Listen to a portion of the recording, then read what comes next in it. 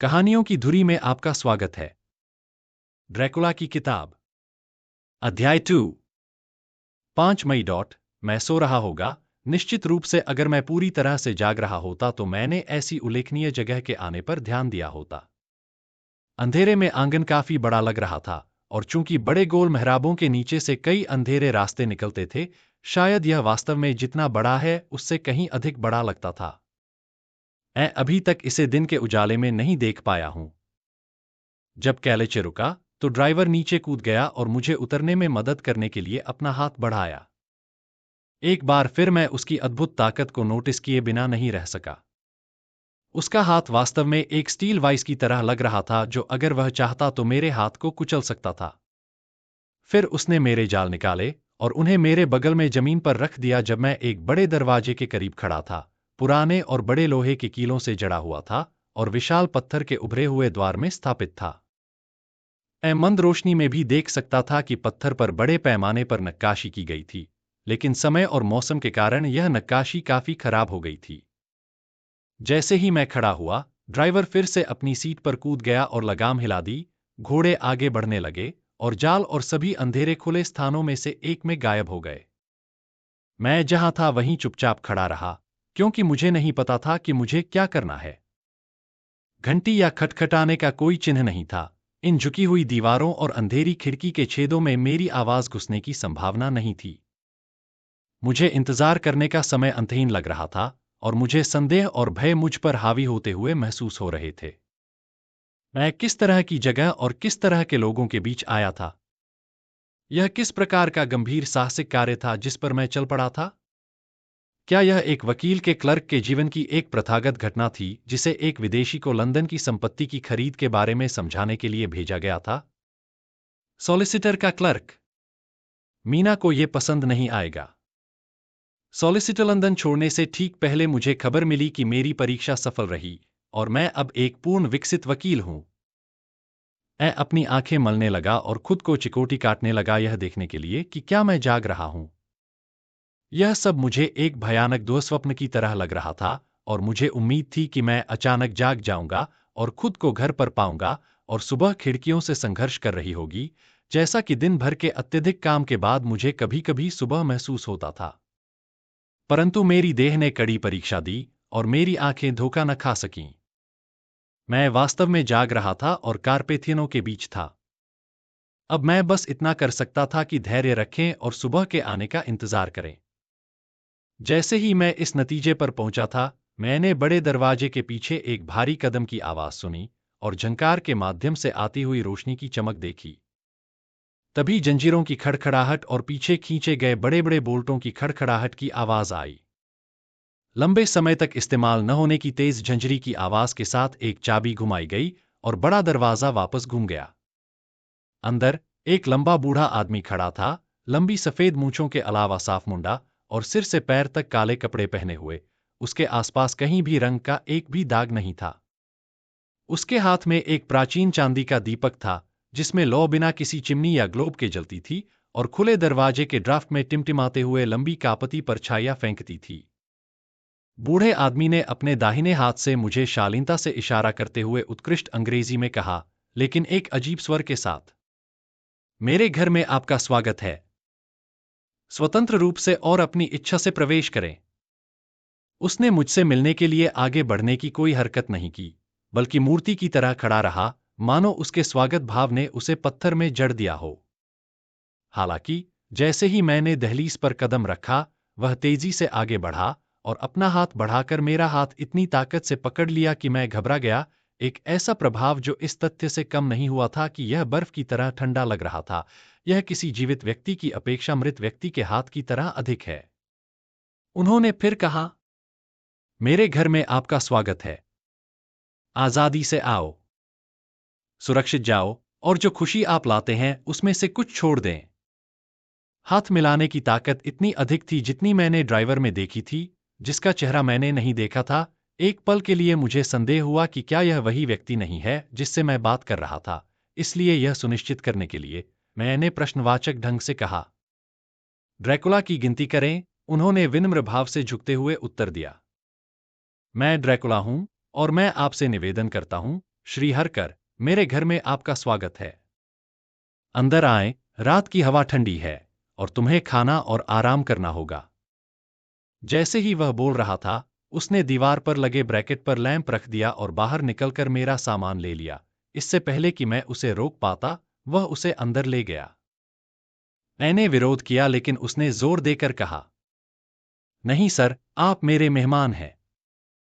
बहुत देर हो चुकी है और मेरे लोग उपलब्ध नहीं हैं। मुझे अपनी सहूलियत स्वयं देखने दीजिए।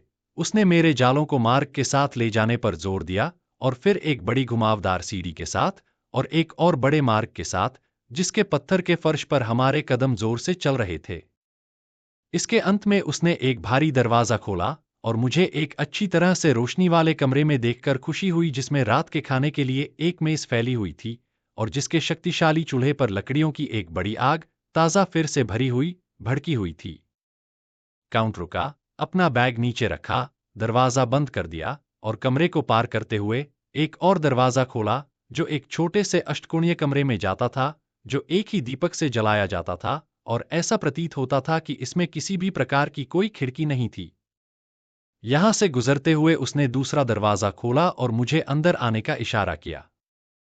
यह एक स्वागत योग्य दृश्य था, क्योंकि यहाँ एक बड़ा शयनकक्ष था जिसमें अच्छी तरह से रोशनी की गई थी और लकड़ी की दूसरी आग से गर्म किया गया था। हाल ही में इसे भी जोड़ा गया था, क्योंकि शीर्ष लोग ताजा थे, जिससे चौड़ी चिमनी तक एक खोखली गर्जना हो रही थी। काउंट ने स्वयं मेरा सामान अंदर छोड़ दिया और दरवाजा बंद करने से पहले यह कहते हुए वापस चला गया, अपनी यात्रा के बाद आपको अपना शौचालय बनाकर खुद को तरोताजा करने की आवश्यकता होगी। मुझे विश्वास है कि आपको वह सब मिलेगा जो आप चाहते हैं। जब तुम तैयार हो जाओ, तो दूसरे कमरे में आ जाओ, जहां तुम अपना रात का खाना तैयार पाओगे। रोशनी और गर्मजोशी और काउंट के विनम्र स्वागत ने मेरे सभी संदेह और भय को दूर कर दिया। फिर अपनी सामान्य अवस्था में पहुंचने पर मुझे पता चला कि मैं भूख से आधा भूखा था, इसलिए जल्दी जल्दी शौचालय बनाकर मैं दूसरे कमरे में चला गया। मैंने पाया कि रात का खाना पहले से ही रखा हुआ था। मेरा मेजबान, जो बड़ी चिमनी के एक तरफ खड़ा था, पत्थर की नक्काशी के सामने झुककर मेज की ओर अपना हाथ सुंदर ढंग से हिलाया और कहा, मैं आपसे प्रार्थना करता हूं, आप जैसे चाहें बैठे रहें और भोजन करें। मुझे विश्वास है, आप मुझे क्षमा करेंगे कि मैं आपके साथ नहीं जुड़ूंगा, परंतु मैं पहले ही भोजन कर चुका हूं और मुझे भोजन नहीं है। मैंने उन्हें वह सीलबंद पत्र सौंपा जो मिस्टर हॉकिंस ने मुझे सौंपा था। उसने उसे खोला और गंभीरता से पढ़ा, फिर एक आकर्षक मुस्कान के साथ उन्होंने उसे मुझे पढ़ने के लिए दे दिया। इसके एक अंश ने, कम से कम, मुझे आनंद का रोमांच दिया। मुझे इस बात का अफसोस है कि गठिया का दौरा, जिससे मैं लगातार पीड़ित हूं, आने वाले कुछ समय के लिए मेरी ओर से किसी भी यात्रा पर प्रतिबंध लगा देता है, लेकिन मुझे यह कहते हुए खुशी हो रही है कि मैं एक पर्याप्त विकल्प भेज सकता हूं, जिस पर मुझे हर संभव भरोसा है। वह एक युवा व्यक्ति है, अपने तरीके से ऊर्जा और प्रतिभा से भरपूर है और बहुत वफादार स्वभाव का है। वह विवेकशील और मौन है और मेरी सेवा में पुरुषत्व में विकसित हुआ है। अपने प्रवास के दौरान जब भी आप चाहें, वह आपकी देखभाल करने के लिए तैयार रहेगा और सभी मामलों में आपका निर्देश लेगा। काउंट खुद आगे आया और उसने एक डिश का ढक्कन हटा दिया और मेरी नजर तुरंत एक बेहतरीन भुने हुए चिकन पर पड़ी। यह कुछ पनीर और एक सलाद और पुराने टोके की एक बोतल के साथ, जिसमें से मेरे पास 2 गिलास थे, मेरा रात्रि भोजन था।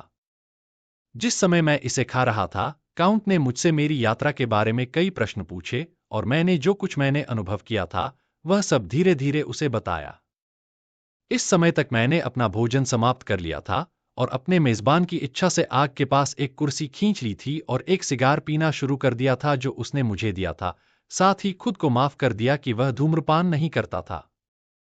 अब मुझे उसे देखने का अवसर मिला और मैंने पाया कि वह बहुत ही स्पष्ट शारीरिक बनावट वाला था। उसका चेहरा मजबूत था, बहुत मजबूत, जलिए, पतली नाक के ऊंचे पुल और विशेष रूप से धनुषाकार नासिका के साथ, ऊंचे गुंबददार माथे के साथ, और कनपटी के चारों ओर बहुत कम लेकिन अन्यत्र बहुत अधिक बाल उगे हुए हैं। उसकी भौहें बहुत बड़ी थीं, लगभग नाक के ऊपर मिलती हुई, और घने बाल थे जो अपनी ही प्रचुरता में मुड़े हुए प्रतीत होते थे। भारी मूंछों के नीचे जहां तक मैं देख सकता था, मुंह स्थिर और क्रूर दिखने वाला था, जिसमें विशेष रूप से तेज सफेद दांत थे। ये होठों के ऊपर उभरे हुए थे, जिनकी उल्लेखनीय लालिमा ने उनके वर्षों के एक व्यक्ति में आश्चर्यजनक जीवन शक्ति दिखाई। बाकी के लिए उसके कान पीले थे और शीर्ष पर बेहद नुकीले थे। ठुड्डी चौड़ी और मजबूत थी और गाल पतले होते हुए भी दृढ़ थे। सामान्य प्रभाव असाधारण पीलापन का था।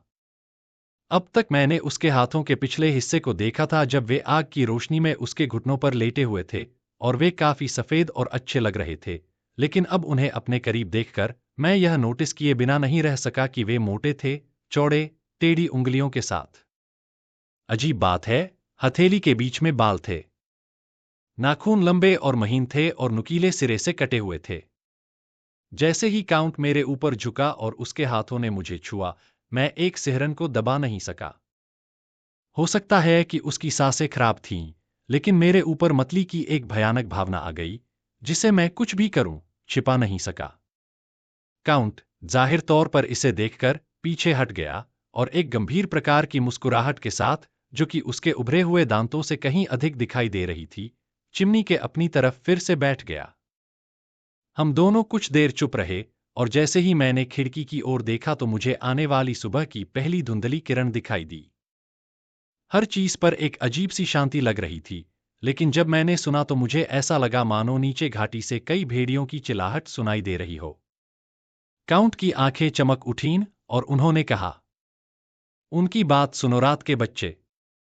वे कैसा संगीत बनाते हैं, यह देखकर मुझे लगता है।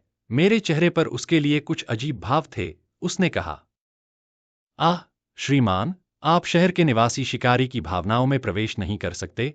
फिर वह उठा और बोला, लेकिन आप थक गए होंगे। आपका शयन कक्ष बिल्कुल तैयार है और कल आप जितनी देर चाहें सोएंगे।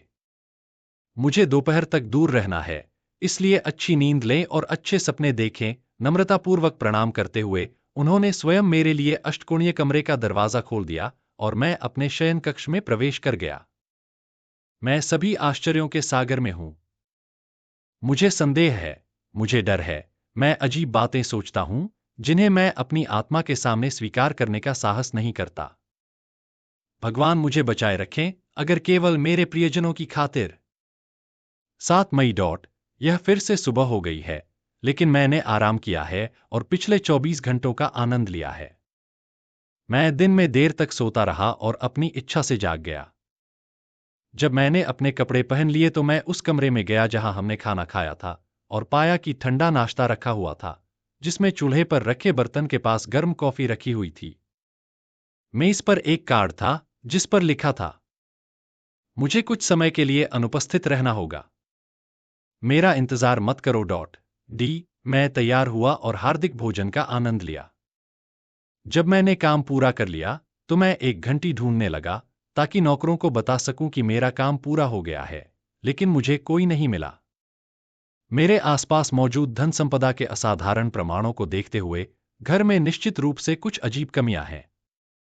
टेबल सर्विस सोने की है और इतनी खूबसूरती से बनाई गई है कि इसकी कीमत बहुत अधिक होगी। कुर्सियों और सोफों के पर्दे और असबाब और मेरे बिस्तर के हैंगिंग सबसे महंगे और सबसे सुंदर कपड़ों से बने हैं, और जब वे बनाए गए थे तो उनकी कीमत शानदार रही होगी, क्योंकि वे सदियों पुराने हैं, हालांकि उत्कृष्ट क्रम में हैं। मैंने हैम्पटन कोर्ट में उनके जैसा कुछ देखा, लेकिन वहां वे घिसे पिटे और कीड़ों द्वारा खाए गए थे। लेकिन अभी भी किसी भी कमरे में शीशा नहीं है। मेरी मेज पर शौचालय का एक गिलास भी नहीं है, और मुझे अपने बालों को शेव करने या ब्रश करने से पहले अपने बैग से छोटा शेविंग गिलास निकालना पड़ता था। मैंने अभी तक न तो कहीं कोई नौकर देखा है, न ही भेड़ियों की चिल्लाहट के अलावा महल के पास कोई आवाज सुनी है। अपना भोजन समाप्त करने के कुछ समय बाद, मुझे नहीं पता कि इसे नाश्ता कहूं या रात का खाना, क्योंकि जब मैंने खाना खाया तो 5 से 6 बजे के बीच का समय था। मैंने पढ़ने के लिए कुछ खोजा, क्योंकि मुझे पढ़ना पसंद नहीं था। जब तक मैंने काउंट से अनुमति नहीं ले ली तब तक महल के चारों ओर घूमता रहा। कमरे में कुछ भी नहीं था, किताब, अखबार या यहां तक कि लेखन सामग्री भी नहीं थी। इसलिए मैंने कमरे में एक और दरवाजा खोला और मुझे एक तरह की लाइब्रेरी मिली। मैंने अपने सामने वाले दरवाजे की कोशिश की, लेकिन वह बंद मिला। पुस्तकालय में मुझे बड़ी खुशी हुई। बड़ी संख्या में अंग्रेजी किताबें, उनसे भरी पूरी अलमारियां और पत्रिकाएं और समाचार पत्र बंधे हुए थे। बीच में एक टेबल अंग्रेजी पत्रिकाओं और समाचार पत्रों से अटी पड़ी थी, हालांकि उनमें से कोई भी बहुत हाल की नहीं थी। किताबें सबसे विविध प्रकार की थीं: इतिहास, भूगोल, राजनीति, राजनीतिक अर्थव्यवस्था, वनस्पति विज्ञान, भूविज्ञान, कानून, सभी इंग्लैंड और अंग्रेजी जीवन और रीति रिवाजों और शिष्टाचार से संबंधित थीं। यहां तक कि लंदन डायरेक्टरी, रेड और ब्लू किताबें, व्हिटेकर के पंचांग, सेना और नौसेना सूचियां जैसी संदर्भ पुस्तकें भी थीं, और इसे देखकर मेरा दिल किसी तरह प्रसन्न हुआ। कानून सूची। जब मैं किताबें देख रहा था, दरवाजा खुला और काउंट अंदर आया। उन्होंने मुझे दिल से सलाम किया और उम्मीद जताई कि मुझे रात में अच्छा आराम मिला होगा। फिर वह आगे बोला, मुझे खुशी है कि आपको यहां अपना रास्ता मिल गया, क्योंकि मुझे यकीन है कि यहां बहुत कुछ है जिसमें आपकी रुचि होगी। ये साथी, और उन्होंने कुछ पुस्तकों पर अपना हाथ रखा, मेरे अच्छे दोस्त रहे हैं, और पिछले कुछ वर्षों से, जब से मेरे मन में लंदन जाने का विचार आया है, उन्होंने मुझे कई कई घंटे खुशी दी है। उनके माध्यम से मैंने आपके महान इंग्लैंड को जाना है, और उसे जानना, उससे प्रेम करना है। मैं आपके शक्तिशाली लंदन की भीड़-भाड़ वाली सड़कों से गुजरना चाहता हूं, मानवता के बवंडर और भीड़ के बीच रहना चाहता हूं, उसके जीवन, उसके परिवर्तन, उसकी मृत्यु और वह सब जो उसे बनाता है, साझा करना चाहता हूं। लेकिन अफसोस, अभी तक मैं तुम्हारी ज़बान सिर्फ किताबों से जानता हूं। आपके लिए, मेरे दोस्त, मुझे लगता है कि मैं इसे बोलना जानता हूं। लेकिन, गिने, मैंने कहा, आप अच्छी तरह अंग्रेजी जानते और बोलते हैं। उसने गंभीरता से प्रणाम किया। मैं आपको धन्यवाद देता हूं, मेरे दोस्त, आपके बेहद चापलूसी भरे अनुमान के लिए, लेकिन फिर भी मुझे डर है कि मैं उस रास्ते पर बस थोड़ी सी दूरी पर हूं जिस पर मुझे यात्रा करनी है। सच है, मैं व्याकरण और शब्दों को जानता हूं, परंतु फिर भी मैं उन्हें बोलना नहीं जानता। वास्तव में, मैंने कहा, आप बहुत अच्छा बोलते हैं। ऐसा नहीं है, उन्होंने उत्तर दिया। ठीक है, मुझे पता है, क्या मैं आपके लंदन में घूमता और बोलता था, कोई भी ऐसा नहीं होगा जो मुझे एक अजनबी के रूप में नहीं जानता होगा। यह मेरे लिए पर्याप्त नहीं है। यहां मैं कुलीन हूं, मैं बोयार हूं, साधारण लोग मुझे जानते हैं, और मैं स्वामी हूं। परंतु पराये देश में परदेशी कोई नहीं, मनुष्य उसे नहीं जानते, और न जानने का अर्थ उसकी परवाह न करना है। यदि मैं बाकियों के समान हूं तो मैं संतुष्ट हूं, ऐसा न हो कि कोई मुझे देखकर रुक जाए, या मेरे शब्द सुनकर, हा, एक अजनबी। लंदन में मेरी नई संपत्ति के बारे में मुझे बताने के लिए आप एक्सेटर के मेरे दोस्त पीटर हॉकिंस के एजेंट के रूप में अकेले नहीं मेरे पास आए। मुझे विश्वास है कि आप कुछ देर मेरे साथ यहीं आराम करेंगे, ताकि हमारी बातचीत से मैं अंग्रेजी का स्वर सीख सकूं, और मैं चाहता हूं कि जब मैं बोलने में छोटी से छोटी भी गलती करूं तो आप मुझे बताएं। मुझे खेद है कि मुझे आज इतने समय तक दूर रहना पड़ा, लेकिन मैं जानता हूं, आप उस व्यक्ति को माफ कर देंगे जिसके हाथ में इतने सारे महत्वपूर्ण मामले हैं। निसंदेह मैंने अपनी इच्छा के बारे में सब कुछ कहा, और पूछा कि क्या मैं जब चाहूं तब उस कमरे में आ सकता हूं। उन्होंने उत्तर दिया, हाँ, निश्चित रूप से, और आगे कहा, आप महल में अपनी इच्छानुसार कहीं भी जा सकते हैं, सिवाय इसके कि जहां दरवाजे बंद हैं, जहां आप निश्चित रूप से नहीं जाना चाहेंगे। यही कारण है कि सभी चीजें जैसी हैं वैसी ही हैं, और क्या तुमने मेरी आंखों से देखा और मेरे ज्ञान से जाना, तो शायद तुम बेहतर समझोगे। मैंने कहा कि मुझे इस पर यकीन है, और फिर वह बोला, हम ट्रांसिल्वेनिया में हैं, और ट्रांसिल्वेनिया इंग्लैंड नहीं है। हमारे तरीके आपके तरीके नहीं हैं, और आपके लिए कई अजीब चीजें होंगी। नहीं, आपने मुझे अपने अनुभवों के बारे में पहले ही जो बताया है, उससे आप जानते हैं कि वहां कितनी अजीब चीजें हो सकती हैं। इससे काफी बातचीत हुई, और जैसा कि यह स्पष्ट था कि वह बात करना चाहता था, केवल बात करने के लिए, मैंने उससे उन चीजों के बारे में कई प्रश्न पूछे जो मेरे साथ पहले ही घटित हो चुकी थीं या मेरे ध्यान में आई थीं। कभी कभी वह विषय को टाल देता था, या न समझने का बहाना करके बातचीत को मोड़ देता था, लेकिन सामान्यतः उसने मेरे सभी प्रश्नों का उत्तर बहुत ही स्पष्टता से दिया। फिर जैसे जैसे समय बीतता गया और मैं कुछ हद तक साहसी हो गया, मैंने उससे पिछली रात की कुछ अजीब चीजों के बारे में पूछा। उदाहरण के लिए, कोचमैन उन स्थानों पर क्यों गया जहां उसने नीली आग की लपटें देखी थीं। फिर उन्होंने मुझे समझाया कि यह आमतौर पर माना जाता है कि वर्ष की एक निश्चित रात को, वास्तव में आखिरी रात, जब सभी बुरी आत्माओं का अनियंत्रित प्रभाव माना जाता है, किसी भी स्थान पर जहां खजाना छिपाया गया हो, एक नीली लौ दिखाई देती है। वह खजाना छिपा हुआ है, उसने आगे कहा। जिस क्षेत्र से होकर तुम कल रात आए थे, वहां थोड़ा संदेह हो सकता है, क्योंकि यह वह मैदान था जिस पर वेलाचियन, सैक्सन और तुर्क ने सदियों तक लड़ाई लड़ी थी। क्यों, इस पूरे क्षेत्र में शायद ही कोई फुट मिट्टी ऐसी हो जो मनुष्यों, देशभक्तों या आक्रमणकारियों के खून से समृद्ध न हुई हो। पुराने दिनों में हलचल भरे समय थे, जब ऑस्ट्रियाई और हंगेरियन भीड़ में आए और देशभक्त उनसे मिलने के लिए निकले, पुरुष और महिलाएं, बूढ़े और बच्चे भी, और दर्रों के ऊपर चट्टानों पर उनके आने का इंतजार करते थे, ताकि वे अपने कृत्रिम हिमस्खलन से उन पर विनाश कर सकें। जब आक्रमणकारी विजयी हुआ तो उसने बहुत कम पाया, क्योंकि जो कुछ भी था वह मित्रवत भूमि में आश्रय दिया गया था। लेकिन कैसे, मैंने कहा, क्या यह इतने लंबे समय तक अनदेखा रह सकता है, जबकि इसका एक निश्चित सूचकांक है कि क्या पुरुष देखने के लिए परेशानी उठाएंगे? काउंट मुस्कुराया, और जैसे ही उसके होंठ उसके मसूड़ों पर फिरे, लंबे, नुकीले, नुकीले दांत अजीब तरह से दिखने लगे, उसने उत्तर दिया, क्योंकि तुम्हारा किसान दिल से कायर और मूर्ख है। वे लपटें केवल एक रात को ही प्रकट होती हैं, और उस रात इस देश का कोई भी मनुष्य, यदि वह इसकी सहायता कर सके, अपने द्वार के बिना हलचल नहीं करेगा। और, प्रिय महोदय, अगर उसने ऐसा किया भी तो उसे नहीं पता होगा कि क्या करना है।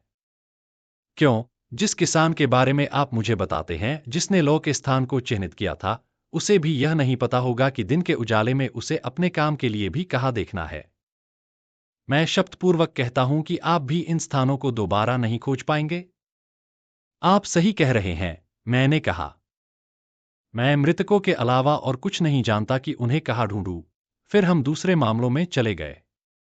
आओ, उसने आखिर में कहा, मुझे लंदन और उस घर के बारे में बताओ जो तुमने मेरे लिए खरीदा है। अपनी भूल के लिए क्षमा मांगते हुए, मैं अपने बैग से कागजात निकालने के लिए अपने कमरे में चला गया। जब मैं उन्हें व्यवस्थित कर रहा था तो मुझे अगले कमरे में चीनी मिट्टी और चांदी की खड़खड़ाहट सुनाई दी, और जैसे ही मैं वहां से गुजरा, मैंने देखा कि मेज साफ हो गई थी और दीपक जल रहा था, क्योंकि इस समय तक वह गहरे अंधेरे में था। अध्ययन कक्ष या पुस्तकालय में भी लैंप जलाए गए थे, और मैंने काउंट को सोफे पर लेटा हुआ पाया, जो दुनिया की सभी चीजों के बारे में अंग्रेजी ब्रैडशॉ की मार्गदर्शिका पढ़ रहा था। जब मैं अंदर आया तो उसने मेज से किताबें और कागजात साफ कर दिए, और उसके साथ मैं सभी प्रकार की योजनाओं, कार्यों और आंकड़ों में गया। उसे हर चीज में दिलचस्पी थी और उसने मुझसे उस जगह और उसके आसपास के बारे में असंख्य प्रश्न पूछे। उसने स्पष्ट रूप से पड़ोस के विषय पर जो कुछ भी प्राप्त कर सकता था उसका पहले ही अध्ययन कर लिया था, क्योंकि अंततः वह मुझसे कहीं अधिक जानता था। जब मैंने यह टिप्पणी की, तो उन्होंने उत्तर दिया, ठीक है, लेकिन, मेरे दोस्त, क्या यह जरूरी नहीं है कि मैं ऐसा करूं? जब मैं वहां जाऊंगा तो मैं बिल्कुल अकेला रहूंगा, और मेरा मित्र हरकर जोनाथन ही, मुझे क्षमा करें, मैं अपने देश में आपका संरक्षक नाम पहले रखने की आदत में पड़ गया हूं। मेरा मित्र जोनाथन हरकर मुझे सुधारने और सहायता करने के लिए मेरे साथ नहीं होगा। वह मीलों दूर एक्सेटर में होगा, संभवतः मेरे दूसरे मित्र, पीटर हॉकिंस के साथ कानून के कागजात पर काम करेगा। इसलिए हम परफ्लीट में संपत्ति की खरीद के व्यवसाय में पूरी तरह से लग गए। जब मैंने उन्हें तथ्य बता दिए और आवश्यक कागजातों पर उनके हस्ताक्षर ले लिए, और उन्हें श्री हॉकिंस को पोस्ट करने के लिए तैयार रखते हुए एक पत्र लिखा, तो उन्होंने मुझसे पूछना शुरू कर दिया कि मुझे इतनी उपयुक्त जगह कैसे मिली। मैंने उसे वे नोट्स पढ़े जो मैंने उस समय बनाए थे, और जिन्हें मैं यहां लिख रहा हूं। परफ्लीट में, एक उपसड़क पर, मुझे एक ऐसी जगह मिली जिसकी आवश्यकता प्रतीत होती थी, और जहां एक जीर्णशीर्ण नोटिस प्रदर्शित किया गया था कि यह जगह बिक्री के लिए है। यह एक ऊंची दीवार से घिरा हुआ है, प्राचीन संरचना की, भारी पत्थरों से निर्मित, और कई वर्षों से इसकी मरम्मत नहीं की गई है। बंद दरवाजे भारी पुराने ओक और लोहे के हैं, सभी जंग खा गए हैं। इस संपत्ति को कारफैक्स कहा जाता है, इसमें कोई संदेह नहीं है कि यह पुराने क्वात्रेफेस का अपभ्रंश है, क्योंकि घर चार तरफा है, जो कंपास के मुख्य बिंदुओं से मेल खाता है। इसमें लगभग 20 एकड़ जमीन शामिल है, जो ऊपर बताई गई ठोस पत्थर की दीवार से घिरा हुआ है। इस पर कई पेड़ हैं, जो इसे कुछ स्थानों पर उदास बनाते हैं, और यहां एक गहरा, अंधेरा दिखने वाला तालाब या छोटी झील है, जो स्पष्ट रूप से कुछ झरनों से पोषित होती है, क्योंकि पानी साफ है और एक उचित आकार की धारा में बह जाता है। घर बहुत बड़ा है और सभी कालखंडों का है, मुझे कहना चाहिए मध्ययुगीन काल का, क्योंकि एक हिस्सा बहुत मोटे पत्थर का है, केवल कुछ खिड़कियां ऊंची हैं और लोहे से भारी रूप से बंद हैं। यह एक रखरखाव के हिस्से जैसा दिखता है और एक पुराने चैपल या चर्च के करीब है। मैं इसमें प्रवेश नहीं कर सका, क्योंकि मेरे पास घर से इसकी ओर जाने वाले दरवाजे की चाबी नहीं थी, लेकिन मैंने अपने कोडक के साथ विभिन्न बिंदुओं से इसका दृश्य लिया है। घर को जोड़ा गया है, लेकिन बहुत ही संघर्षपूर्ण तरीके से, और मैं केवल अनुमान लगा सकता हूं कि यह कितनी जमीन को कवर करता है, जो बहुत बढ़िया होगा। वहां बहुत कम घर हैं, जिनमें से एक बहुत बड़ा घर है, जिसे हाल ही में जोड़ा गया है और एक निजी पागलखाने में बदल दिया गया है। हालांकि यह मैदान से दिखाई नहीं देता है। जब मैंने अपनी बात पूरी कर ली तो उन्होंने कहा, मुझे खुशी है कि यह पुराना और बड़ा है। मैं स्वयं एक पुराने परिवार से हूं और नए घर में रहना मुझे मार डालेगा। एक घर को एक दिन में रहने लायक नहीं बनाया जा सकता, और आखिरकार एक सदी बनने में कितने कम दिन लगते हैं। मुझे इस बात की भी खुशी है कि यहां पुराने समय का एक चैपल है। हम ट्रांसिल्वेनियन रईस यह सोचना पसंद नहीं करते कि हमारी हड्डियां आम मृतकों के बीच पड़ी हो सकती हैं। मैं न तो उल्लास चाहता हूं और न ही उल्लास, न ही अधिक धूप और चमचमाते पानी की उज्ज्वल चमक जो युवा और समलैंगिकों को प्रसन्न करती है। मैं अब जवान नहीं रहा, और मेरा हृदय मृतकों के शोक के थके हुए वर्षों के कारण खुशी की ओर आकर्षित नहीं हुआ है। इसके अलावा मेरे महल की दीवारें टूट गई हैं, परछाइयां बहुत हैं, और हवा टूटे हुए कंगूरों और खिड़कियों से होकर ठंडी सांस लेती है। मुझे छाव और छाव बहुत पसंद है, और जब भी मौका मिलेगा मैं अपने विचारों के साथ अकेला रहूंगा। किसी तरह उसकी बातें और उसकी शक्ल मेल नहीं खा रही थी, या फिर ऐसा था कि उसके चेहरे की बनावट ने उसकी मुस्कान को घातक और शैतानी बना दिया था। फिलहाल उसने एक बहाना बनाकर मुझे यह कहकर छोड़ दिया कि मैं अपने सारे कागजात एक साथ रख लूं। वह कुछ ही समय दूर था और मैंने अपने आसपास की कुछ किताबों को देखना शुरू कर दिया। एक एटलस था जो मुझे इंग्लैंड में स्वाभाविक रूप से खुला हुआ मिला, जैसे कि उस मानचित्र का बहुत उपयोग किया गया हो।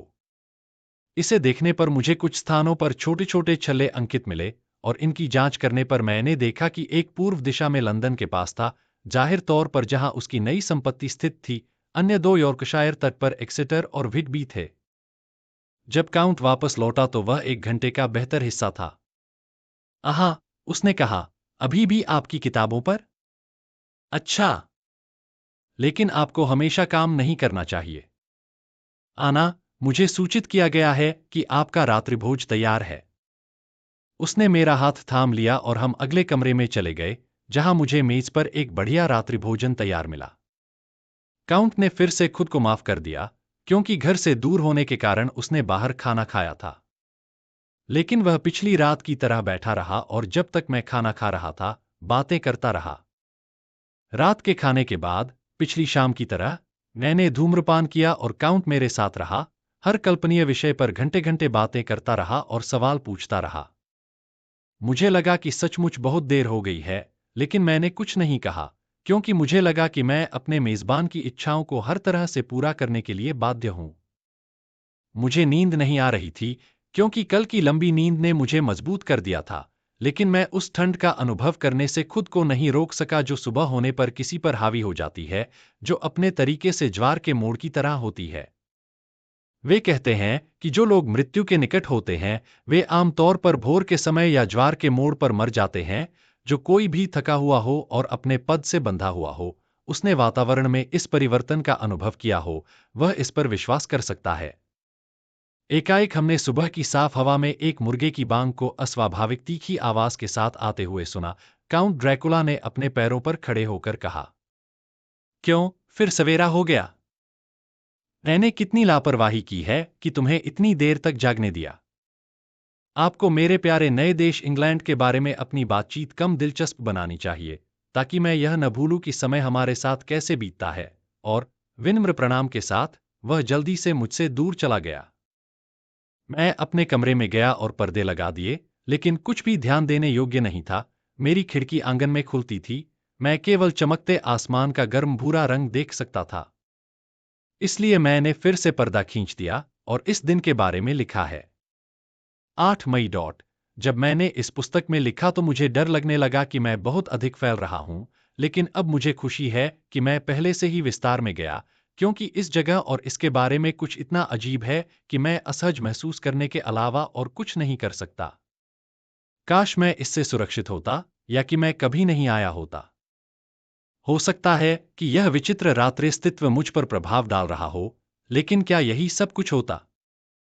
अगर कोई बात करने वाला होता तो मैं इसे सहन कर सकता था, लेकिन कोई नहीं है। मेरे पास बात करने के लिए केवल काउंट है, और वह, मुझे डर है कि मैं स्वयं उस स्थान पर एकमात्र जीवित आत्मा हूं। जहां तक तथ्य हो सकते हैं, मुझे गद्यात्मक होने दीजिए, इससे मुझे सहन करने में मदद मिलेगी और कल्पना को मुझ पर हावी नहीं होना पड़ेगा। यदि ऐसा होता है तो मैं खो गया हूं। मुझे तुरंत यह कहने दीजिए कि मैं कैसा खड़ा हूं या दिखता हूं। जब मैं बिस्तर पर गया तो मुझे केवल कुछ घंटे ही नींद आई और मुझे लगा कि मैं और नहीं सो सकता, इसलिए उठ गया। मैंने अपना शेविंग ग्लास खिड़की के पास लटका दिया था और अभी शेविंग शुरू ही कर रहा था। अचानक मुझे अपने कंधे पर किसी का हाथ महसूस हुआ और मैंने काउंट की आवाज सुनी जो मुझसे कह रही थी, गुड मॉर्निंग। मैंने शुरुआत की, क्योंकि मुझे आश्चर्य हुआ कि मैंने उसे नहीं देखा था, क्योंकि कांच के प्रतिबिंब ने मेरे पीछे पूरे कमरे को ढक दिया था। शुरुआत में मैंने खुद को थोड़ा छोटा कर लिया था, लेकिन फिलहाल इस पर ध्यान नहीं दिया। काउंट के अभिवादन का उत्तर देने के बाद मैं यह देखने के लिए फिर से गिलास की ओर मुड़ा कि मुझसे कितनी गलती हुई थी। इस बार कोई गलती नहीं हो सकती थी, क्योंकि वह आदमी मेरे करीब था और मैं उसे अपने कंधे पर देख सकता था। लेकिन दर्पण में उसका कोई प्रतिबिंब नहीं था। मेरे पीछे का पूरा कमरा प्रदर्शित था, परंतु मेरे सिवा उसमें किसी पुरुष का चिन्ह न था। यह चौंकाने वाला था, और इतनी सारी अजीब चीजों के शीर्ष पर आकर बेचैनी की उस अस्पष्ट भावना को बढ़ाना शुरू कर रहा था जो मुझे हमेशा गिनती के करीब होने पर होती है। लेकिन तुरंत मैंने देखा कि चोट के कारण थोड़ा खून बह रहा था, और खून मेरी ठुड्डी पर बह रहा था। मैंने कुछ चिपके हुए प्लास्टर को देखने के लिए रेजर को आधा घुमाते हुए नीचे रख दिया। जब काउंट ने मेरा चेहरा देखा, तो उसकी आंखों में एक प्रकार का राक्षसी क्रोध चमक उठा और उसने अचानक मेरे गले को पकड़ लिया। मैं दूर चला गया, और उसका हाथ मोतियों की माला को छू गया, जिसने क्रूस को पकड़ रखा था। इससे उसमें तुरंत परिवर्तन आ गया, क्योंकि क्रोध इतनी तेजी से गुजरा कि मैं विश्वास ही नहीं कर सका कि यह कभी था। ध्यान रखें, उन्होंने कहा, ध्यान रखें कि आप अपने आप को कैसे काटते हैं। इस देश में यह जितना आप सोचते हैं उससे कहीं अधिक खतरनाक है। फिर शेविंग का गिलास उठाते हुए उसने कहा, और इसी मनहूस ने यह शरारत की है। यह मनुष्य के घमंड का एक गंदा खिलौना है। इसे दूर करो। और अपने भयानक हाथ के एक झटके से भारी खिड़की को खोलकर उसने कांच को बाहर फेंक दिया, जो नीचे आंगन के पत्थरों पर हजारों टुकड़ों में टूट गया। फिर वह बिना कुछ कहे वापस चला गया। यह बहुत कष्टप्रद है, क्योंकि मैं तब तक नहीं देख पाता जब तक कि मुझे दाढ़ी नहीं बनानी है, जब तक कि यह मेरे घड़ी के केस में या शेविंग पॉट के निचले भाग में न हो, जो सौभाग्य से धातु का होता है। जब मैं भोजन कक्ष में गया तो नाश्ता तैयार था, लेकिन मुझे काउंट कहीं नहीं मिला। इसलिए मैंने अकेले नाश्ता किया। यह अजीब बात है कि मैंने अभी तक काउंट को खाते पीते नहीं देखा है। वह बड़ा अनोखा आदमी होगा। नाश्ते के बाद मैंने महल में थोड़ी खोजबीन की। मैं सीढ़ियों से बाहर गया तो मुझे दक्षिण दिशा की ओर एक कमरा मिला। नजारा शानदार था और जहां मैं खड़ा था वहां से इसे देखने का पूरा मौका था। महल एक भयानक चट्टान के बिल्कुल किनारे पर है। खिड़की से गिरने वाला पत्थर बिना किसी चीज को छुए हजारों फीट नीचे गिरेगा। जहां तक नजर जा सकती है, हरे भरे पेड़ों की चोटियों का एक समुद्र है, जिसमें कभी कभी गहरी दरार भी होती है। यहां वहां चांदी के धागे हैं, जहां नदियां जंगलों से होकर गहरी घाटियों में बहती हैं। लेकिन मैं सुंदरता का वर्णन करने के लिए तैयार नहीं हूं, क्योंकि जब मैंने वह दृश्य देखा तो मैंने आगे की खोज की।